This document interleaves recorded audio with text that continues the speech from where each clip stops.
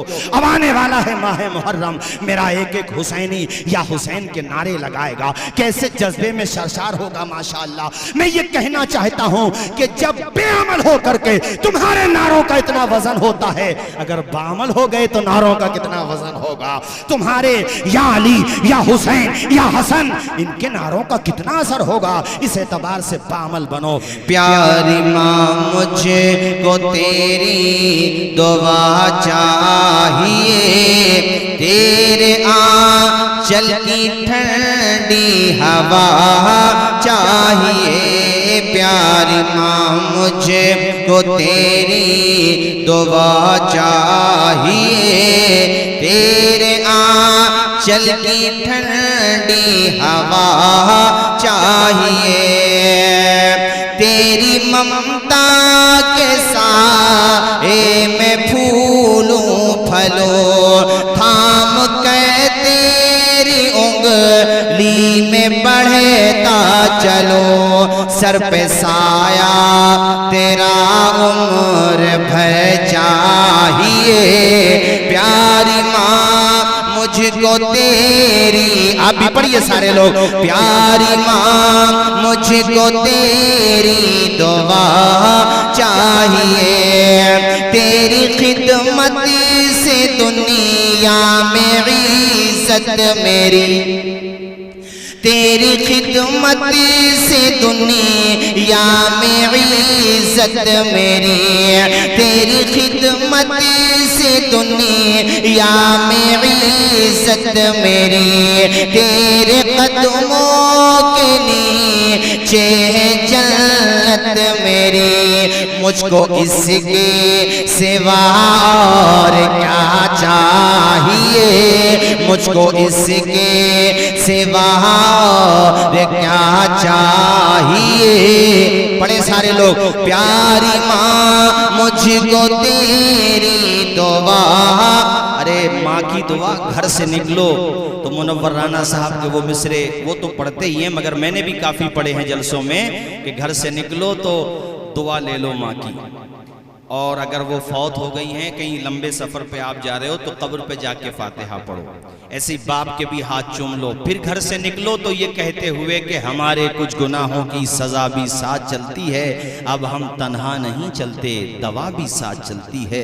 और अभी जिंदा है माँ मेरी, मुझे कुछ भी नहीं होगा, मैं घर से जब निकलता हूँ दुआ भी साथ चलती है। जरा जोर से बोलें। प्यारी माँ मुझे को तेरी दुआ चाहिए, तेरे आंचल की ठंडी हवा चाहिए। लोरी गा के मुझको सुलाती है तो, लोरी गा के मुझको सुलाती है तो, मुस्कुरा के सवेरे जगाती है तो, मुस्कुरा के सवेरे जगाती है तो। बस तेरे प्यार का आसरा चाहिए। प्यारी माँ, जोर से। प्यारी माँ मुझको तेरी दुआ। हज़रात, हमारे अजीज़म मुअज़्ज़म भाई की वालदा दुनिया से चली गई। ज़ाहिर एक दिन हमें आपको भी जाना है। आप में से कोई ऐसा नहीं बैठा होगा, यहाँ है ही नहीं कोई ऐसा जिसका कोई ना कोई अजीज़ दुनिया से ना चला गया हो। एक उस्ताद अपने शागिर्द के साथ कब्रिस्तान गए। कब्रों के पास खड़े होकर के उन्होंने अपने शागिर्द से कहा, बेटा ये बताओ, ये जो यहाँ पर मदफून हैं, अगर इनको जिंदगी मिल जाए तो ये दुनिया में आने के बाद क्या करेंगे? शागिर्द ने बड़ा अच्छा जवाब दिया। कहा, हुजूर अगर ये दुनिया में दोबारा आ जाएं और इनको अल्लाह पाक मोहलत दे दे दुनिया में आने की, बहुत नेकियां करेंगे हजरत। ये मस्जिदों से निकलेंगे नहीं, गोया के इनका दिल मस्जिदों में मुअल्लक रहेगा, इबादत करेंगे, साहिब हैसियत अल्लाह पाक बनाएगा इनको, दौलत से नवाजेगा, राह खुदा में खूब खर्च करेंगे, खूब नेकियां करेंगे। जवाब अच्छा था कि नहीं था उनका? उस्ताद ने जो जवाब दिया वो हमारे आपके सबके लिए है। उस्ताद ने कहा बेटा ये तो अब दुनिया में नहीं आएंगे, ये तो अब कयामत के दिन ही उठेंगे, लेकिन तुम अभी दुनिया में हो, तुम ये काम कर लो जो इनके लिए कह रहे हो। तुम्हारे पास अभी ये मोहलत है, तुम्हारी सांसों की डोर नहीं टूटी है, नब्ज़े हस्ती अभी खामोश नहीं हुई है, दिल की धड़कनें बाकी हैं, इसलिए अपनी जिंदगी की कदर करो। फजूल बेहुदा बातों से अपने आप को बचाओ, मोबाइल का गलत इस्तेमाल मत करो, अपने आप को मसाजिद के करीब करो। मेरी कौम की माओ बहनों बेटियों तुम भी अपने आप को कनीज़ाने फातिमा जहरा बनाओ, कनीज़ाने सैयदा आयशा सिद्दीक़ा बनाओ, अपने आप को राह रास पर रखो और अपना किरदार दुनिया के सामने मिसाली पेश करो। इसी तरह से कौम के जवानों उस उस्ताद के जवाब से सबक हासिल करो जो कब्रों में जाकर के सो गए। आज जाकर के देखो मियां कफन तो कफन है, उनके बदन भी सलामत नहीं मिलेंगे, हड्डियां कहीं पड़ी हैं, कहीं पर धड़ पड़ा हुआ है, ग़िज़ाएं और जनाबे वाला मिट्टी की ग़िज़ा बन गए, पैबंदे खाक हो गए। एक वाकया भी मैं चंद दिनों पहले पढ़ रहा था। अल्लामा कमालुद्दीन दुमैरी ने अपनी मारकतुल आरा तसनीफ़ हयातुल हैवान की जिल्द अव्वल में ये वाक़या लिखा है और इब्ने हिशाम ने भी ये वाक़या लिखा है। एक हुजूर की पैदाइश से पहले की बात है, अभी हमारे हुजूर दुनिया में तशरीफ़ नहीं लाए थे, अभी आपकी पैदाइश नहीं हुई थी, उस वक़्त की बात है। ये जिसकी मैं बात कर रहा हूँ ये हज़रत अबू बकर सिद्दीक़ के वालिद अबू क़हाफ़ा के चचाओं में होता था। इसका नाम था अब्दुल्ला इब्ने जदआन। ये बड़ा फयाज, बड़ा सखी और बड़ा एक तरह से लुटाने वाला गरीब परवर था। तो इसका वाकया लिखा है कि ये शुरू में बड़ा शरारती किस्म का था, इसके परिवार वाले से तंग आ गए थे, यहाँ तक कि इसके बाप ने एक मरतबा गुस्से में आकर के ये कहा कि तू मुझे अपनी शक्ल, जैसे बाप का ही देता गुस्से में कि अपनी शक्ल मत दिखाना, कहीं डूब के मर जा, कहीं कूद के मर जा, कहीं भी जाकर के मर जा, अपनी शक्ल मत दिखा, तेरी वजह से मक्का के लोगों में बैठना मेरे लिए मुश्किल हो गया है, तू मेरे लिए बदनामी का बाइस बन रहा है। अब कभी कभी अपने कोई बात कह देते हैं तो दिल को लग जाती है, आज भी होता, लग जाती है। अब्दुल्ला इब्ने जदआन को ये बात इतनी नागवार गुजरी कि वो मक्का से बाहर पहाड़ियों की तरफ चढ़ने लगा। एक पहाड़ी पे चढ़ते चढ़ते उसे पहाड़ी में दरार नजर आई, जैसे ये कह लो कि उसके अंदर घुसने की जगह थी, दाखिल होने की जगह थी, तो वो उस दरार में अंदर पहुंच गया। जब अंदर वो पहुंचा तो उसके जहन में ये थे अंदर मूजी जानवर होंगे, अंदर जाके मैं मर जाऊंगा, मुझे कोई काट लेगा, डस लेगा, मेरी जिंदगी खत्म हो जाएगी, बात खत्म। वो जिंदगी से तंग आ चुका था मेरे साथियों। इसी दरमियान उसकी नजर पड़ती एक बहुत बड़े अजदहे पर। अजदहा बहुत बड़ा है, ये करीब में गया, डरा नहीं, चूंकि इसको सुसाइड का भूत सवार था, आत्महत्या करने का भूत सवार था। करीब में जब गया तो इसने देखा वो तो मसनूई है, सोने का बना हुआ है, और उसकी जो आंखें हैं वो याकूत रखे हुए हैं, या ये कह लो कि याकूत की आंखें बनाई हुई हैं। अब वो याकूत बड़ा एक महंगा और बड़ा कीमती असासा होता है। उसने दोनों याकूत जल्दी जल्दी अपनी जेब में भरे। अच्छा, उसके अंदर तजस्सुस पैदा हुआ कि वो पूरा अज़दहा सोने का है, तो वो और आगे बढ़ा। करीब गया तो काफी बड़ी गुफा बनी हुई थी और वहां पे एक आलीशान तख्त रखा था, जिस तख्त पे बड़ा सोना बिखरा पड़ा था। सोना है, चांदी है, हीरे हैं, जवाहरात हैं। जो मरने की सोच रहा था, उसने जैसे ही इन हीरे जवाहरात को देखा तो जिंदगी जीने की सोचने लगा। कहने लगा मेरा बाप कहता था मैंने जिंदगी में कुछ नहीं कमाया, इतना लेके जाऊंगा कि बाप तो बाप है, पूरा खानदान खुश हो जाएगा, सारे लोग खुश हो जाएंगे। अब्दुल्ला इब्ने जदआन कहता है कि मैं करीब में गया और जाने के बाद मैंने उस तख्ते शाही को चारों तरफ से देखा तो कहता है वहां पर मेरी हैरत की इंतहा न रही, पैरों तले जमीन खसक गई। मैंने देखा कि वहां बड़े बड़े लंबे चौड़े जसामत वाले लोग मरे पड़े हैं, ढांचे बिखरे हुए हैं, आंखें निकली पड़ी हैं। अजीजाने गिरामी इब्ने हिशाम लिखते हैं कि वहां पर एक सोने की तख्ती लिखी हुई थी, सोने की तख्ती पे अरबी में अशार लिखे हुए थे। अब इब्ने हिशाम ने अरबी में लिखे, हो सकता है वो अशार किसी और जबान में हो। अल्लाहु अकबर। अब्दुल्ला इब्ने जदआन ने वो सोने की तख्ती उठाई, उसमें जो अशार लिखे हुए थे, अशार तो बहुत हैं, उसमें एक मिसरा ये था, क़ताअतुल बिलाद फी तलबिल मजदी व सरवती। वो कहता है जो मरा हुआ पड़ा है वहां एक नहीं बहुत थे। ये हजरत हूद अलैहिस्सलाम की औलाद से थे, जनाबे वाला जरहम के बादशाह, बड़े बड़े बादशाह जिनको 500 साल की उम्रें मिला करती निकली थी उस जमाने में। कितने साल की बता रहा हूं, बोलो जोर से, 500 साल की उम्र। वो बादशाह की तख्ती लिखी हुई है और उसमें लिखा है क़ताअतुल बिलादा फी तलबिल मजदी व सरवती। कहते हैं हमने बड़े बड़े मुल्कों का सफ़र किया, बड़ी बड़ी इमारतों को और बड़े बड़े शहरों को देखा। क्यों? ताकि हमें इज्जत मिल जाए, ताकि हमें दौलत मिल जाए। लेकिन आखिर में उसका लुब्बे लुबाब ये है उन अशार का, आखिर में वो तख्ती में लिखा हुआ था कि ए तालिबे दुनिया देख, 500 साल की जिंदगी हमें मिली थी, आखिर में हम भी अपने साथ कुछ लेकर के नहीं गए हैं। ये इबरत का सामान है तुम्हारे लिए। ए तख्ती को पढ़ने वाले, हमारा हाल देखने वाले, अपने हाल पे रहम खाना। अब्दुल्ला इब्ने जदान की जिंदगी में इसका बड़ा असर हुआ। उसको जितना भी सरमाया मिला वो गरीबों पे खर्च करता था। इतनी बड़ी देख थी मक्का में उसकी, इतनी बड़ी देख थी कि जब खाना बनता था तो जनाबे वाला सीढ़ी लगाना पड़ती थी, उसके बाद वो खाना निकाला जाता था। एक ऊंट पे बैठा हुआ शख्स भी बासानी उस देख से खाना तनावुल कर लिया करता था।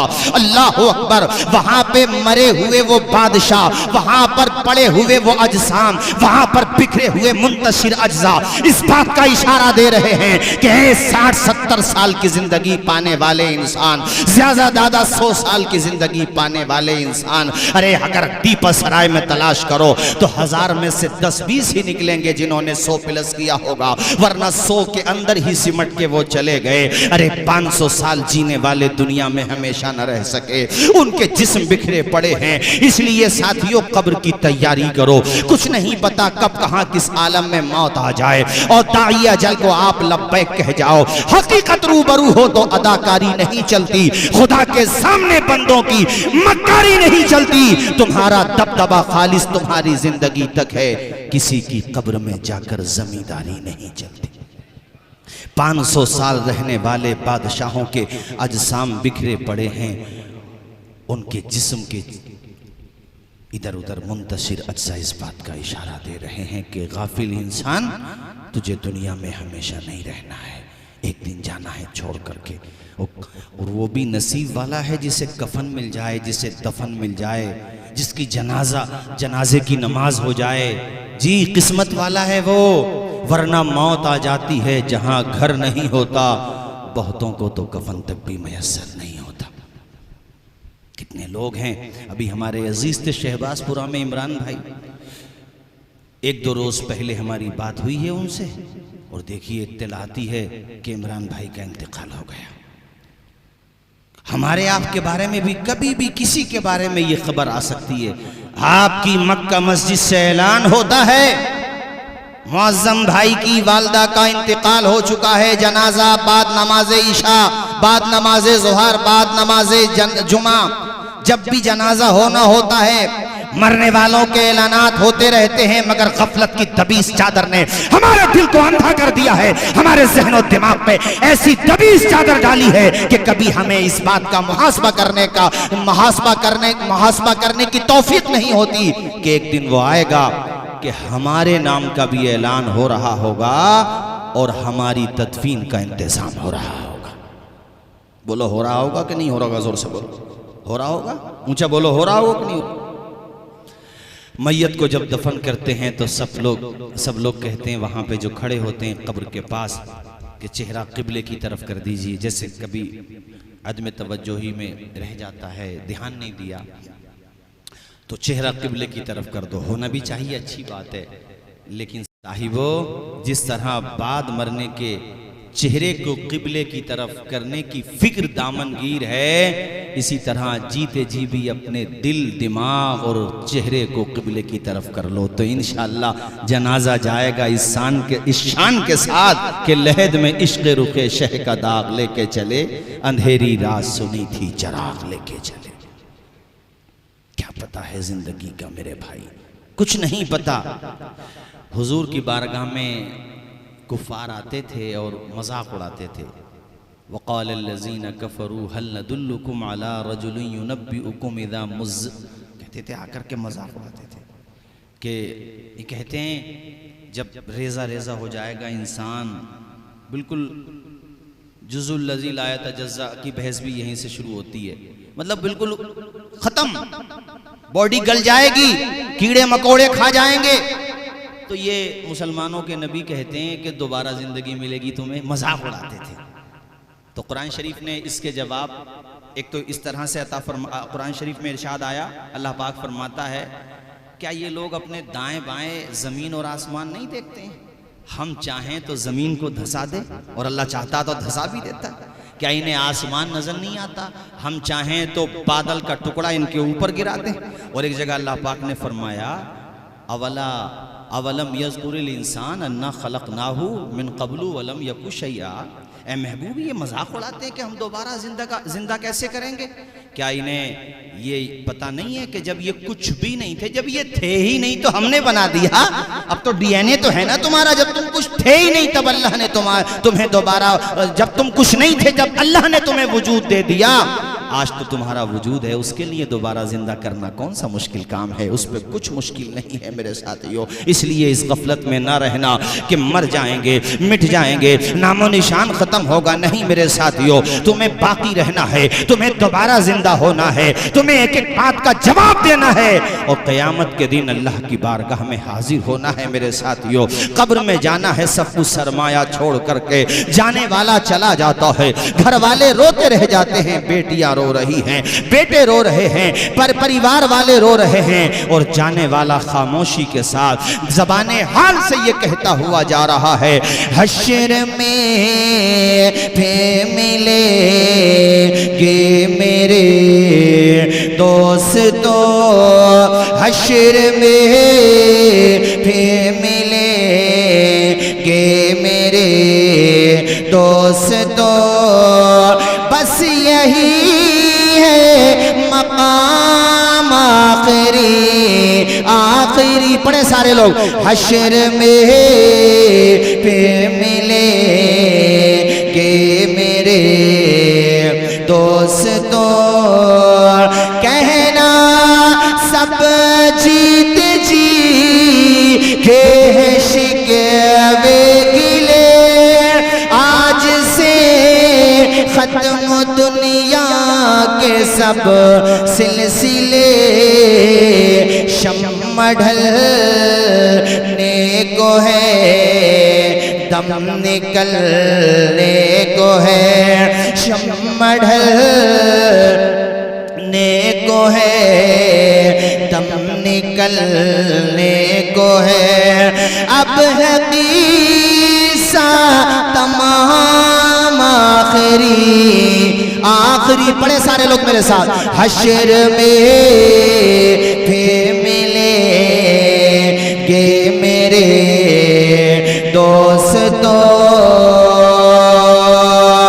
खुशबू में कफन को बसाने लगे, मेरी मैयत को दुल्हन बनाने लगे, साथियों अब उठाओ जनाजा मेरा, साथियों अब उठाओ जनाजा मेरा, हो चुका इंतजाम आखिरी पढ़े सारे लोग, हश्र में हम लोग, मैं अपनी बात करूं अगर, जैसे हम आप सब बैठे हैं, हम लोग प्लानिंग बड़ी लंबी है, 10-20 साल तो जी जाएंगे भाई, अभी तो 35-36 साल की उम्र है, 10-20 साल तो अभी हैं। ऐसा नहीं है यार, इतनी लंबी अल्लाह चाहे तो बिलाशुबा जितनी चाहे वो ज़िंदगी अता फरमाए, लेकिन ज़िंदगी का मामला ये सोचना चाहिए इंसान को। एक मैं वाक़या सुनाऊं, इस सिलसिले मुझे याद आया, एक बुज़ुर्ग ने अपने मुरीदों से फरमाया कि ये बताओ मौत और ज़िंदगी में कितना अंतर है, कितना फ़र्क है। एक मुरीद खड़े हुए, उन्होंने कहा हुजूर ज़िंदगी और मौत में मैं तो ये समझता हूँ सिर्फ इतना फ़र्क है जितना फजर की नमाज में और जोहर की नमाज में है। बताओ अच्छा जवाब था कि नहीं था? बोलो जोर से बोलो, अच्छा जवाब था? अरे हमारे आपके हिसाब से तो बहुत अच्छा जवाब था। उन्होंने कहा कि मैं ये समझता हूँ फजर और जोहर में जितना फ़र्क है उतना ही मौत और ज़िंदगी में है। फजर पढ़ ली तो अब ये नहीं पता जोहर की नमाज मिलेगी या उससे पहले अपनी नमाज जनाजा हो जाएगी, ये नहीं। हजरत ने फरमाया इतनी लंबी उम्मीद लेके बैठे हो कि फजर से लेकर के जोहर तक की उम्मीद लगाए बैठे हो, जवाब सही नहीं है तुम्हारा। दूसरे मुरीद खड़े हुए, उन्होंने कहा हुजूर हम तो ये समझते हैं जोहर पढ़ ली तो अब ये नहीं पता असर की नमाज मिलेगी या उससे पहले अपनी नमाज हो जाएगी। फरमाया नहीं। एक ने कहा असर पढ़ ली मगरिब का नहीं पता। एक साहब खड़े हुए, उन्होंने इन सबसे अच्छा जवाब दिया। कितना प्यारा जवाब दिया, सुनो मेरे साथियों, मेरे दीनी भाइयों, इस्लामी भाइयों, सुनो। उन्होंने कहा हजरत मैं ये समझता हूँ नमाज की नीयत बांध ली, अब ये नहीं पता मुकम्मल कर पाएंगे या नहीं कर पाएंगे। अब सलाम फेरने का मौका आएगा या उससे पहले हमारी रूह कफ़से उनसरी से परवास कर जाएगी। अच्छा जवाब था, बोलो अच्छा जवाब था।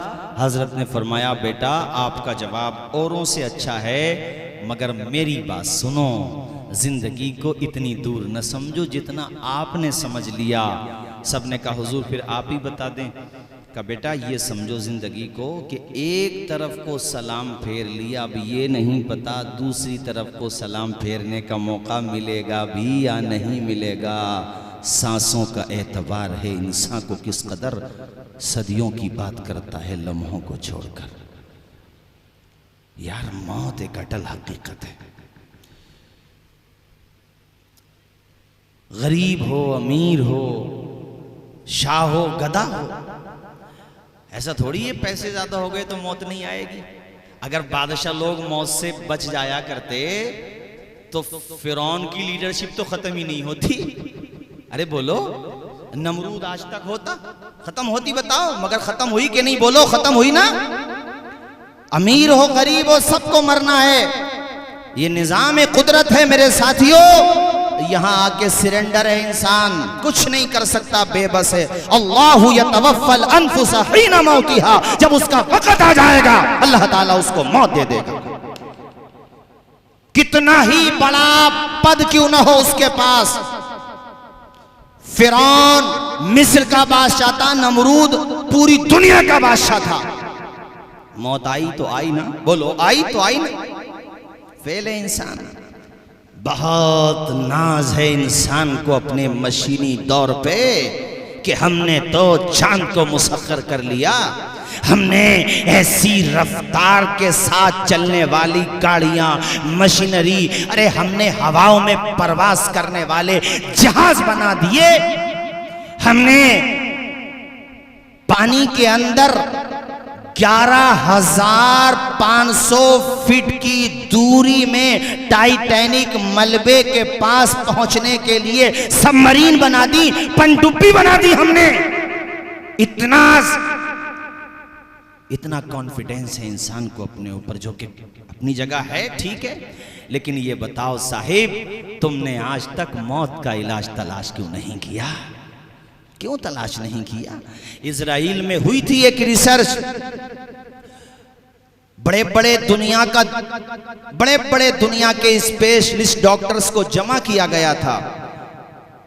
मेडिकल लाइन से जुड़ा हुआ दिल दिमाग, और वो भी एक्सपर्ट जमा किए गए थे, और उन्होंने एक नहीं 100 से ज्यादा ढांचों को जमा किया था, जिसको कंकाल कहते हैं। बॉडीज को जिनका इंतकाल हो गया था उनकी बॉडीज को जमा किया था, पूरी कोशिश लगाई थी, एड़ी चोटी का जोर लगाया था। यार उन डॉक्टर्स में से भी कोई नहीं बच पाया, सबको वक्त आने पे मौत आ गई। मौत का इलाज कौन तलाश करता है, कर सकता है? कोई नहीं कर सकता। जब मौत आती है तो आकर रहती है, कोई नहीं बच सकता मेरे साथियों मौत से। और देखो मैंने अभी पनडुब्बी का जिक्र किया था, अभी 18 जून को एक पनडुब्बी टाइटैनिक जहाज को देखने गई थी। उसमें 5 लोग सवार थे, 2 उसमें अपने पड़ोसी मुल्क के भी थे, शहजादा सुलेमान और उसका बेटा दाऊद। मौत भी देखो जहां लिखी हुई है 15 करोड़ के दोनों ने उसके टिकट खरीदे थे, यानी उसका खर्चा जो था दोनों लोगों का 15 करोड़ का था। लेकिन मौत जहां लिखी हुई हो, कोई इसलिए डूब जाता कि उस पे पैसे नहीं होते, और कोई पैसे दे के भी डूब जाता है। जब मौत आना होती है तो बोलो जोर से, अरे बोलो, जब मौत आना है तो कोई तो इसलिए डूब गया कि पैसे नहीं थे, और कोई पैसे देकर भी डूब गया। पनडुब्बी देखने जा रहे थे, 5000 फीट पे अभी पहुंचे थे, 5000 फीट की गहराई पे। अंदर जैसे आप पानी के अंदर जाते रहेंगे, कुछ एरियाज तो ऐसे आते हैं कि सूरज की रोशनी वहां नहीं पहुंचती, अंधेरा ही अंधेरा। यही वजह है कि 70-71% पानी होने के बावजूद दुनिया में आज तक सिर्फ 5% पानी पे रिसर्च हुई है, क्योंकि अंदर एरियाज ही इतनी खतरनाक है। अंधेरे में क्या डिस्कवर करोगे भाई आप, इतने भयंकर अंधेरे, ऐसी मखलूकात, ऐसी ऐसी अजीबो गरीब। वो इंसान तू क्या समझता है खुद को यार, अल्लाह की कुदरत के सामने क्या है हम और आप, कुछ भी नहीं है मेरे साथियों। ये समंदर जमीन के यानी पानी जो है जमीन के 71% है कमोबेश। और मेरे साथियों जमीन कितनी बड़ी है, और जमीन से सूरज बड़ा है, सूरज आसमान के मुकाबले में छोटा ही सा तो है, और कितना बड़ा आसमान है। अब मेरे रब का फरमान सुनो, सूरह रहमान की ये आयत सुनो, अपने दिल दिमाग को हाजिर करो, खुदा से खुद को करीब करो, अल्लाह की तरफ अपने दिल की लो लगाओ, मस्जिदों में आकर के 5 वक्त नमाज अदा किया करो, तहज्जुद के सजदे किया करो, अव्वाबीनो इशराक पढ़ा करो, अल्लाह ताला की तरफ रुजू करो, उसकी बारगाह में रुजू तो करो, उसकी बारगाह में आकर के तो दुआएं तो करो। वो तुम्हारे ईमान को मजबूत करने वाला है, वो तुम पे रहम फरमाने वाला है मेरे साथियों। नारे तकबीर, नारे रिसालत, उलमाए अहले सुन्नत, आले रसूल सैयद मुआज़ अशरफ साहिब किबला। नारे तकबीर, नारे रिसालत, उलमाए अहले सुन्नत।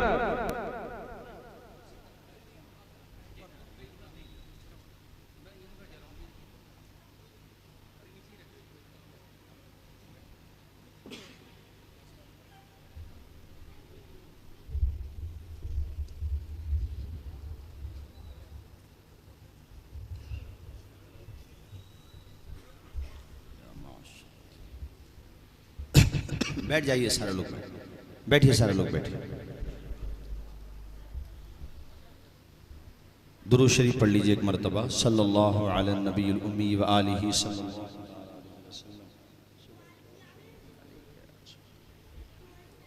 माशाअल्लाह, आज के इस अजीम प्रोग्राम के खतीब खुसूसी जो किछोचा मुक़द्दसा की सरजमीन से तशरीफ़ लाए हैं, हज़रत क़िबला सैयद मुआज़ अशरफ साहिब क़िबला, इंशाअल्लाह उनका नूरानी खिताब हमें और आपको समात करना है। बस मैं आखिर में चंद बातें अर्ज़ करूँ, फिर अपनी गुफ्तगू को इख्तिताम की तरफ लेके जाता हूँ। कलमा शरीफ पढ़े एक मरतबा तमामी हज़रात, अशहदु अल्ला इलाहा इल्लल्लाहु व अशहदु अन्ना मुहम्मदन अब्दुहु व रसूलुहु सल्लल्लाहु अलैहि वसल्लम। हज़रात, सूरह रहमान में अल्लाह पाक ने फरमाया, या माशरल जिन्नी वल इंसी इन इस्तताअतुम अन तनफुज़ू मिन अक़तारिस समावाति वल अर्ज़ि फनफुज़ू ला तनफुज़ून इल्ला बिसुल्तान फबिअय्यि आलाइ रब्बिकुमा तुकज़्ज़िबान। ज़रा ज़ोर से बोलो, सुनो। अल्लाह पाक फरमाता, ए जिन्नात और इंसानों के गिरोह हो। इसमें अल्लाह ने पहले जिन का जिक्र फरमाया, चूँकि उमूमी तौर पे जिन के अंदर बनिस्बत इंसान के ज़्यादा ताकत है। हाँ, अगर अल्लाह चाहे तो मखदूम सिमना को इतनी पावर अता फरमाता है कि जिन्नात को कहकर अल्लाह चाहे अपने नेक बंदों को, अपने मखसूस बंदों को। कुरान मजीद की आयत गवाह है। बाज़ लोग औलिया किराम के तसर्रुफ पे भी बातचीत करते हैं, उनको शुकूक व शुबहात रहते हैं। ठीक है, आप हिकायात की किताबें नहीं मानते, आपका ज़ौक़ है, लेकिन कुरान शरीफ की आयत को का इनकार कैसे कर सकते हैं। सूरह नमल में तवज्जो फरमाइए, मैं कुरान से आप हजरात के सामने पेश कर रहा हूँ। हो सकता है कोई मखदूम पाक के हवाले से पसो पेश करे, हालांकि जिंदा करामत मौजूद है, जिसका इलाज कहीं ना हो रहा हो, जिसका भूत कहीं ना उतर रहा हो, चला जाए इंशाअल्लाह सही होकर के आएगा, अल्लाह पाक ने चाहा तो। मैं कुरान की आयत से बताता हूँ कि वलियों की ताकत अल्लाह चाहे जिन से ज्यादा, अल्लाह चाहे तो जिन से ज्यादा होती है, जिन्नात से ज्यादा होती है। हजरत सूरह नमल में ये बात मौजूद है। हजरत सुलेमान अलैहिस्सलाम ने अपने दरबार में ये कहा था कि मुझे बिल्कीस का तख्त चाहिए। उसके आने से पहले वो तख्त बहुत दूर था, 1-2 किलोमीटर दूर नहीं, बहुत दूर था। और तख्त चाहिए, बड़ा भारी तख्त था। और जब वो आए, बिल्कीस आ रही थी, मलिका सबा बिल्कीस, तो उसको कई तालों में बंद करके आई थी। गार्ड भी लगे हुए थे वहां, फौजी दस्ते भी थे उनके जमाने में, जो भी दस्तूर था हिफाजत का, वो सब पूरा बंदोबस्त करके आई थी। क़ाल इफ़रीतुम मिनल जिन्नी अना आतीका, तो उनके दरबार में जो एक हैकल जिन था ताकतवर, उसने कहा मैं ये लेकर के आऊंगा आपके पास, इससे पहले कि आपकी नशिस्त बर्खास्त हो जाए, यानी आपके उठने से पहले। उठने का मतलब यहाँ ये है कि वो सुबह में बैठते थे, दोपहर तक, दोपहर में शाम तक, आपकी नशिस्त बर्खास्त होने से पहले सैकड़ों मील की मसाफत से तख्त को लाना ये कम बड़ी बात था। नशिस्त बर्खास्त होने से पहले, हवाई जहाज ट्रेनें तो थी नहीं उस जमाने में, कहता मैं लेकर के आऊंगा आपकी नशिस्त बर्खास्त होने से पहले। अल्लाह के पैगंबर सुलेमान अलैहिस्सलाम ने कहा नहीं, मुझे इससे भी पहले चाहिए। वो तो जिनकी ताकत थी जो उठने से पहले तख्त को लेकर के आ रहा था।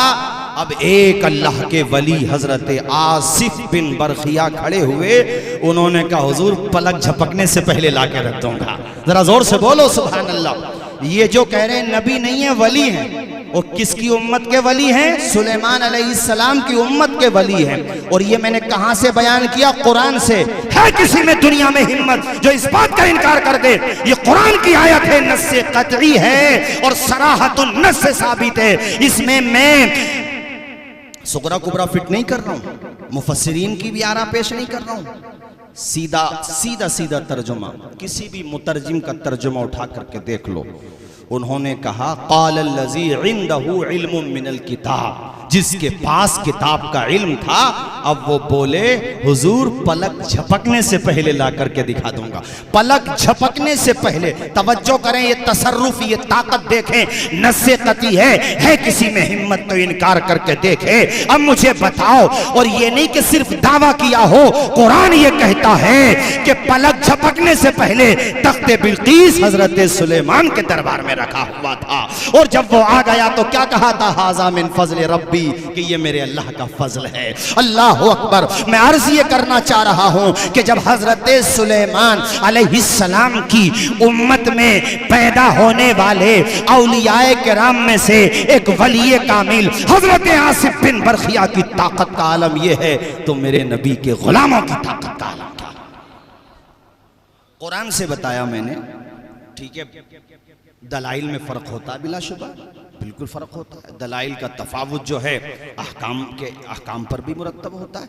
तो कुरान की इन आयतों का किसी के पास कोई जवाब है? तो इस एतबार से औलियाए किराम के इख्तियारात को अल्लाह के हुक्म से, अल्लाह के इज़्न से। हजरात, मैं बात मुकम्मल करता हूँ। मैं ये कह रहा था कि इस आयत में सूरह रहमान की जो मैंने आपके सामने पेश की, अल्लाह ताला ने जिन का जिक्र पहले फरमाया, या माशरल जिन्नी, पहले जिन का लफ्ज है, ए जिन्नात और इंसानों के गिरोहो, इन इस्तताअतुम अन तनफुज़ू मिन, बहुत ध्यान से सुनो, देखो अल्लाह ताला से रिश्ता मजबूत करो, एतमाद, घबराओ मत, अपने आप को मायूसी की घाटियों में लेके न जाओ। बहुत से हालात आते रहे हैं, आते रहेंगे। कुल युसीबना इल्ला मा कतबल्लाहु लना, मेरे रब ने फरमाया, महबूब इरशाद फरमा दो, वही होगा जो अल्लाह ने मुकद्दर कर दिया है। घबराओ मत, अल्लाह पे भरोसा रखो, एतमाद रखो। इस आयत को देखो, बार बार पढ़ो, यहां से जाने के बाद भी इसको जहन में फिट करके जानो। मैं इस आयत का तर्जुमा सुनाने से पहले एक बात और समझाता हूं। ये मोबाइल है, आप सब इस्तेमाल करते हैं, मैप भी चलाते हैं, हम लोग भी सफ़र करते हैं। हजरत, मेरी सआदत बनती है कि मैं साथ भी रहा हूँ। एक दफ़ा भीलवाड़ा में हम लोग साथ रहे थे, हजरत भी इस्तेमाल करते हैं, हम सब इस्तेमाल करते हैं। कहीं रास्ता अगर नहीं मिलता तो आप मैप इस्तेमाल कीजिए, आपको उसमें यकीनन फ़ायदा पहुँचेगा, गाइड करता है आपको। लेकिन कुछ एरियाज ऐसे भी आ जाते हैं जहाँ मैप भी कंफ्यूज हो जाता है, तो वो आपकी कंफ्यूजन क्या दूर करेगा? होता है, बोलो होता है।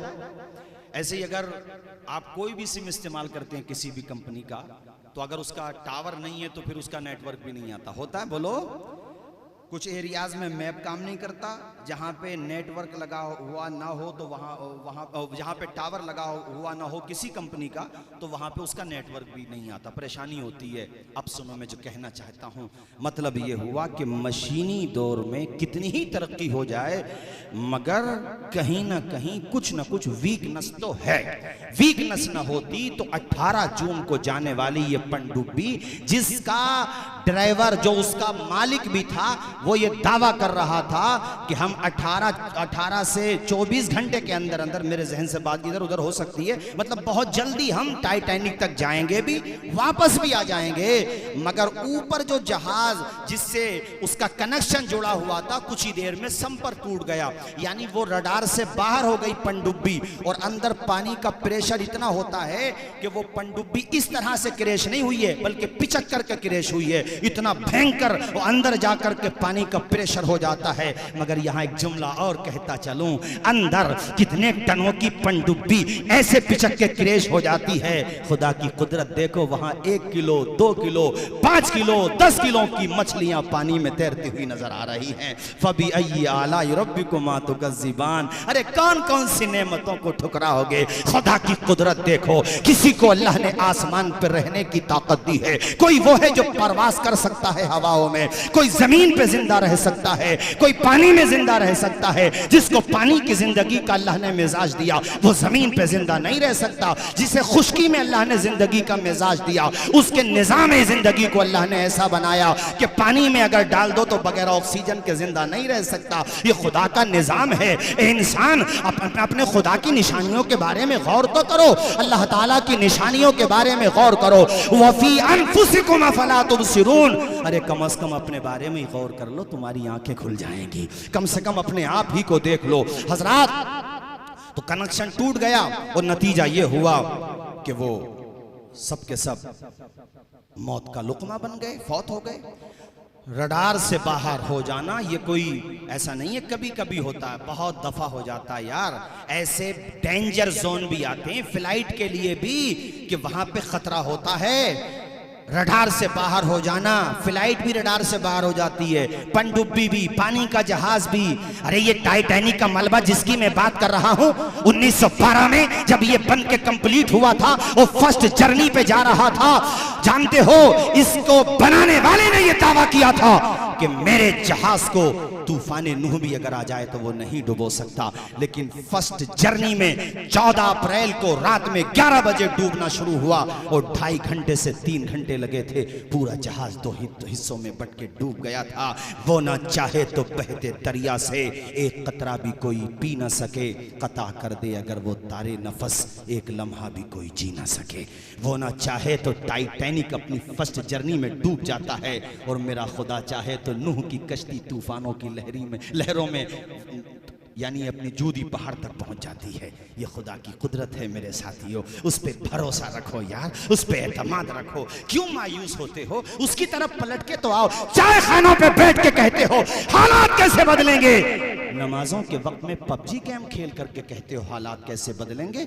अब नमाजों के वक्त में जनाबे वाला IPL पे सट्टा भी हमारे नौजवान खूब लगाते हैं। मैं किसी बस्ती का नाम नहीं लेता, लेकिन अगर रिस्क हराम करोगे तो ब्लड भी हराम ही बनेगा तुम्हारा। कहां से सलाहुद्दीन अय्यूबी का जज्बा पैदा होगा, कहां से तुम्हारे अंदर हुसैनी रंग आएगा। अगर इमाम हुसैन के सच्चे गुलाम हो तो इमाम हुसैन का तरीका भी तो अपनाना पड़ेगा ना मेरे भाइयों। अब आने वाला है माह मुहर्रम, मेरा एक एक हुसैनी या हुसैन के नारे लगाएगा, कैसे जज्बे में सरशार होगा माशाअल्लाह। मैं ये कहना चाहता हूं कि जब बेअमल हो करके तुम्हारे नारों का इतना वजन होता है, अगर बामल हो गए तो नारों का कितना वजन होगा।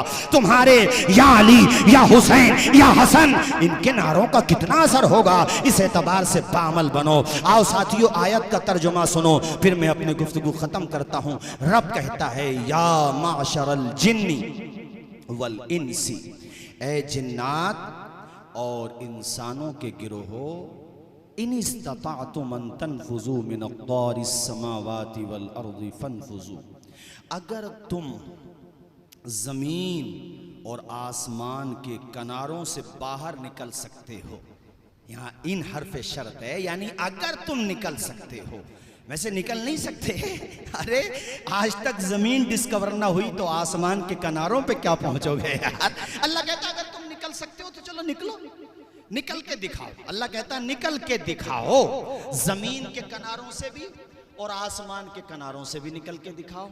अल्लाह पाक फिर पता क्या इरशाद फरमाता, ला तनफुजून इल्ला बिसुल्तान, कहीं भी चले जाओ दबदबा हमारा ही पाओगे, हुकूमत हमारी ही पाओगे, कुदरत हमारी ही पाओगे। तहतुस्सरा पहुंच जाओ, कुदरत किसकी है? जोर से बोलो, खुदा की है। आसमान के किनारों पे कहीं भी पहुंच जाओ।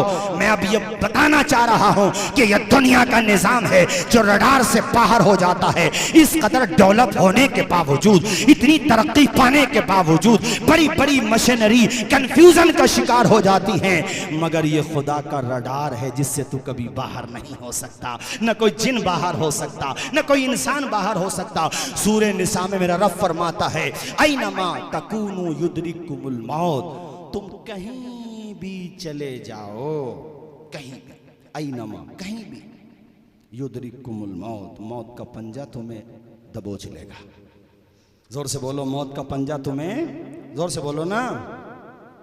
वलौ कुंतुम फी बुरूजिम मुशय्यदा, अगरचे तुम मजबूत किलों में जाकर के पनाह ले लो, मौत आएगी तो नहीं बोलोगे जोर से, मौत आएगी तो। और सूरह जुमा में अल्लाह पाक ने फरमाया 28वें पारे में, कुल इन्नल मौतल्लज़ी तफिर्रून मिन्हु, ए महबूब फरमा दो कि तुम लोग मौत से भागते हो, कि बच जाए मौत से, बच जाए मौत से। फ़इन्नहु मुलाक़ीकुम, अल्लाह पाक फरमाता है बेशक मौत तो तुम्हें आगे रहेगी, मौत से बच नहीं सकते। बोलो, मौत से बच नहीं बच सकते। अरे यार, अमीरों को भी आती है, अगर सिर्फ गरीबों को आती तो अमीर लोग तो मौत का भी मजाक उड़ा लेते कि गरीब था इसलिए मर गया, यही होता कि नहीं? मगर सबको आती है, सबको आना है। जितनी जिंदगी लिखवा के लाया है, ला यस्तअखिरून साअतम वला यस्तक़दिमून, सेकंड भी इधर से उधर होने वाला, आवाज आए इधर से उधर होने वाला। आखिरी बात, तकरीर मेरी खत्म, चूंकि हजरत भी तशरीफ फरमा है। डांसर था, सिंगर भी था, नाम माइकल जैक्सन था, शोहरत मिली, दौलत मिली और इतनी पब्लिसिटी कि अपने वक्त के बड़े बड़े प्रेसिडेंट ऑटोग्राफ लेते थे उससे। सोचिए किस कदर शोहरत मिली होगी, एक साथ लाखों करोड़ों लोग देखते थे उसको। उस जमाने में यूट्यूब इतना डेवलप नहीं हुआ था। सन 2009 में तो मृत्यु हो गई उसकी, निधन हो गया। कहता था 150 साल जिंदगी जीने का रिकॉर्ड बना के जाऊंगा। हम लोगों ने, आपने तो कोरोना के पीरियड में मास्क और ये दस्ताने, ये सब आम तरीके से, वो तो पब्लिक में भीड़ में जब भी जाता था दस्ताने लगा के जाता था, मास्क लगा के, ताकि किसी तरह का कोई इन्फेक्शन ना हो, कोई परेशानी ना हो। और रात में जब सोता भी था तो ऑक्सीजन वाले बेड पे सोता था कि इमरजेंसी में अगर कोई प्रॉब्लम हो गई तो मैं कहां से लेकर के आऊंगा ऑक्सीजन। ऑक्सीजन वाले बेड पे सोने वाला, पब्लिक से मिलते वक्त दस्ताने लगाने वाला, भीड़ भाड़ में मास्क लगाने वाला, अपने साथ 12 से 15 doctor, MBBS, MD, specialist doctor रखने वाला। और ऐ लोगों, उसने ऐसे लोगों की टीम भी तैयार कर रखी थी, अगर किसी वजह से मेरी किडनी खराब होती है तो ऐसे लोगों को उसने तैयार कर रखा था, जो उनको पर मंथ तनख्वाह देता था कि अगर मुझे किडनी की जरूरत हुई तो तुम डोनेट कर देना, जितना चाहो मैं तुम्हें पैसा दूंगा। ऐसे भी लोग थे। 12 से 15 उसके साथ डॉक्टर रहा करते थे, बड़े बड़े रिसर्चर रहा करते थे। हर महीने नहीं, हर हफ्ते अपने ब्लड का चेकअप कराता, अपनी पूरी बॉडी का चेकअप कराया करता था। मगर साथियों, 150 साल जिंदगी जीने की बातें करने वाला सिर्फ 50 साल में जिंदगी की आखिरी सांस लेके दुनिया के लिए इबरत का सामान बन गया। सिर्फ 50 साल जी करके दुनिया के लिए इबरत का। और इतना रिसर्च किया गया था, उसको इतना सर्च किया गया था, जिस दिन उसकी डेथ हुई इतना सर्च किया गया था कि गूगल भी हैक हो गया था कुछ देर के लिए। यानी गूगल भी कुछ देर के लिए हैक नहीं, कुछ देर के लिए जाम हो गया था, ये कह लीजिए हैंग हो गया था, मेरी ज़बान से हेक निकल गया। पढ़े लिखे लोग बैठे यहाँ पे, हमारे ख्वाजा कलीम अशरफ साहब क़िबला हैं, हमारे हज़रत मौलाना फाजिल साहब क़िबला हैं न। वैसे भी अगर जुमला कोई इधर उधर हो जाए तो उसको उसी वक्त दुरुस्त कर लेना चाहिए। सोशल मीडिया का दौर है हज़रात। मैं ये अर्ज़ करना चाह रहा था कि यानी ट्रैफिक जिसका कहते हैं, जैसे रास्ते जाम हो जाते हैं, ज़्यादा उस पर गाड़ियाँ चलेंगी तो रास्ते जाम हो जाते हैं ना, ऐसे ही गूगल पे किसी एक को ज़्यादा अगर सर्च किया जाएगा तो जाहिर सी बात है उस पर असर तो पड़ेगा। इतने लोगों ने देखा मगर कोई नहीं बचा सका माइकल जैक्सन को मौत से। ओ साहिबो, अपने आप को मौत के करीब करो, अपने आप को नेक बनाओ, इमाम अली मकाम का सच्चा गुलाम बनाओ, वफादार बनाओ करबला वालों का, वफादार बनाओ नबी के सहाबा का, वफादार बनाओ नबी के अहले बैत अतार का। जिंदगी का क्या पता कब कहां किस आलम में साथ छोड़ करके चली जाए। बस अर्ज करना यह है, दुनिया से इस आलम में जाओ। तुमने देखे नहीं हैं जनाजे, कितने प्यारे प्यारे जनाजे। हजरत इमाम अहमद इब्न हंबल का जब जनाजा उठा था, कितने लोगों ने कलमा पढ़ लिया था। बरेली शरीफ में हुजूर ताजुल शरिया का जनाजा उठा था, कितने लोग देख रहे थे। हर देखने वाला यही कह रहा था, ना समझ मरते हैं जिंदगी के लिए, जीना मरना है सब कुछ नबी के लिए। अरे दुनिया में तो आए हैं चले जाएंगे यार, लेकिन नाम भी उन्हीं का जिंदा रहेगा जिन्हें मदीने वाले आका की गुलामी नसीब हो जाएगी। मैं अगर दीपसराय में ना शहर संभल के अब से 100 साल पहले के पूछूं आपसे कि भाई 100 साल पहले अपने शहर संभल में कौन कौन थे उस जमाने में जो सबसे मालदार थे, सबसे ज़्यादा बड़े बड़े पद थे उनके पास, बड़ी बड़ी ऊंची उनके हवेलियाँ थी। उस जमाने में हवेलियाँ बोलते थे। नाम नहीं मिलेगा आपको, लेकिन अजमलुल उलमा का नाम तुम राजस्थान में, महाराष्ट्र में कहीं भी जाकर के ले दो, जब नाम लोगे तो फौरन बताएगा संभल के रहने वाले थे अजमलुल उलमा। और अगर मैं यहाँ पर ना एक छोटे से बच्चे को खड़ा कर दूं अभी और मैं पूछूं बताओ मखदूम सिमना को जानते हो, तो वो तोतली जबान में कहेगा कि छोचा शरीफ में मज़ार शरीफ है। सिर्फ कि छोचा नहीं कहेगा, कि छोचा शरीफ कहेगा। अगर मैं पूछूं ताजुल फहूल बदायूं नहीं, कहा हजरत बदायूं शरीफ में मज़ार शरीफ है, मुफ्ती इरशाद साहब रामपुर में मज़ार शरीफ है। और मैं पूछ लूं बताओ इमाम इश्क मोहब्बत का मज़ार कहाँ है, तो कहेगा बरेली शरीफ में है। अरे ये शोहरतें कैसे मिली, ये रुतबा कैसे मिला, तो लुब्बे लुबाब ये है कि दामन मुस्तफ़ा से जो लिपटा यगाना हो गया, जिसके हुजूर हो गए उसका ज़माना हो गया। वमा अलैना इल्लल बलाग। अस्सलामु अलैकुम व रहमतुल्लाहि व बरकातहू।